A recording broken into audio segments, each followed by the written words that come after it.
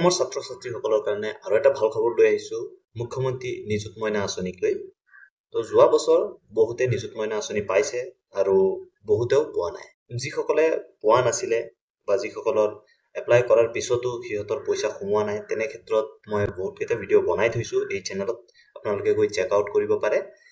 তাৰ সলিউশন বিলাকো মই দি থৈ দিছো আপোনালোকে হেতু চেক কৰি আপোনালোকৰ যি প্ৰবলেম হয় হেতু সলভ কৰিব পাৰে তো এতিয়া কথা হল যে মুখ্যমন্ত্ৰী নিযুত মইনা আঁচনি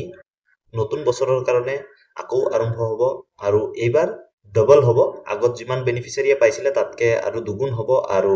এইবাৰ নতুনকে যিসকল সেলফ ফাইনান্সত পঢ়িছে যিসকলে আগত সেলফ ফাইনান্সত বা প্ৰাইভেট স্কুলত পঢ়া যিবিলাক ষ্টুডেন্টস আছে সিহঁতে যে পোৱা নাছিলে সেইবিলাকেও কিন্তু এইবাৰ পোৱাৰ সম্ভাৱনা আছে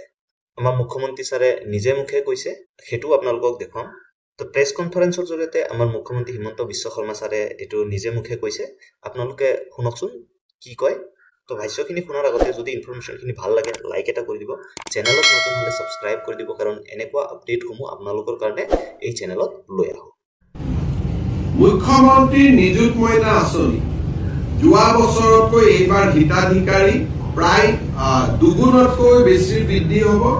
কাৰণ বিশ্ববিদ্যালয়বিলাকত কলেজবিলাকত একাংশ ছাত্ৰ ছাত্ৰী পঢ়ে তেওঁলোকে সেলফ ফাইনেন্স স্কিমত পঢ়ে আগতে তেওঁলোক এই স্কিমৰ অন্তৰ্ভুক্ত নাছিল এইবাৰ আমি তেওঁলোকক এই স্কিমৰ অন্তৰ্ভুক্ত কৰিছো